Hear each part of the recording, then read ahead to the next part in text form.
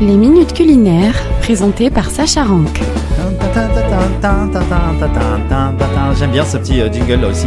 En fait, tous les jingles qu'on prépare pour vous, pour nos émissions, ils sont préparés avec amour, soit par Sacha, soit par Amy. Et bien là, voilà. Sacha, bonjour, comment ça va? Tu vas bien? Bonjour Patrick. On y va pour cette recette de gâteau. Comment ça s'appelle déjà? Alors, ça s'appelle un cordonnier. Un cordonnier. Il faut être bien cordonnier chaussé aux pour le pommes. manger. Alors en fait, je pense que c'est parce que, ça c'est mon hypothèse, les pommes sont en bas, D'accord. tu vois, en bas du gâteau. J'ai compris, comme la semelle. Comme la semelle, ouais, c'est ça. Bon, mais voilà, je répète que c'est une recette qui est originaire des Oui. colonies britanniques américaines. D'accord. Voilà. Eh ben, très bien. Bon Alors, voyage. le temps de préparation est de 30 minutes, le temps de cuisson 35. L'ingrédient est pour réaliser ce gâteau pour 6 personnes. Il va vous falloir pour la pâte 500 ml de farine, 15 g de levure chimique, 125 g de sucre en poudre, 75 g de beurre, 500 ml de crème et Ouais. une pincée de sel. Alors, désolé pour ceux qui ne peuvent pas manger sucré, comme Thierry, qui m'a appelé précédemment. Peut-être que vous pouvez remplacer par, je sais pas ce qu'on peut mettre. de l'aspartame. Non, mais l'aspartame, c'est pas bon. C'est pas bon. Enfin, je sais pas. On laisse le naturel, si tu veux. Ça peut être. Sans sucre. Ouais. Sans sucre. Les Ouais. pommes sont sucrées déjà. C'est le sucre naturel des pommes qui fera tout le Qui va charme de ce remonter. gâteau. Ouais, Voilà. je pense. Donc Thierry, Ah ouais. vous avez une alternative. Mais bon, un petit peu de sucre pour les plus gourmands, on va dire. C'est ça. Allez. Alors, pour la garniture, il vous faudra 500 g de pommes pelées, épinées et coupées en quartiers, 80 g de cassonade, 100 g de beurre, 80 ml de jus d'orange. Donc, toujours du sucre. Oui.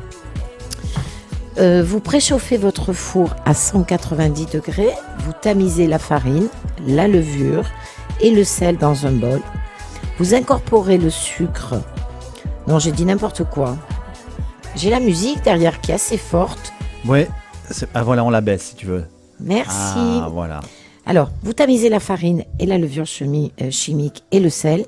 Et dans un bol, vous incorporez le sucre en poudre et vous frottez avec le beurre du bout des doigts jusqu'à obtenir un mélange qui ressemble à de la chapelure. D'accord. Est-ce que tu comprends? Oui.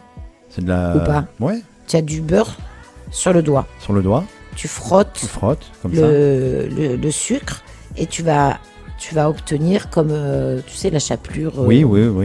La chapelure. Voilà. Vous ajoutez la crème et vous C'est toute une remuez. technique, La pâtisserie. Ah ouais. Oui, dans certaines, oui. Non mais là, ça commence à être technique ton truc là. Ah bah oui, écoute, des fois j'ai fait des trucs faciles. Enfin, Et là- des gâteaux. Mais il faut s'aventurer. Vous ajoutez donc la crème, vous remuez jusqu'à l'obtention d'un mélange homogène. Ensuite, vous mélangez le beurre, le sucre et le jus d'orange dans une casserole. Vous mettez à feu moyen et vous laissez mijoter jusqu'à ce que le sucre soit dissous. Vous ajoutez les pommes et vous les cuisez en remuant jusqu'à caramélisation. D'accord. Voilà. Vous tapissez le fond d'un moule carré avec les pommes, puis vous déposez le mélange de pâte dessus. Tu vois, c'est ça en fait. Oui. La semelle, ce sont les pommes caramélisées et dessus la pâte. Parfait. Bon, après, elle va se mélanger, elle va descendre, elle va se mélanger un petit peu avec les pommes. Mais c'est comme si tu fais une tartelette.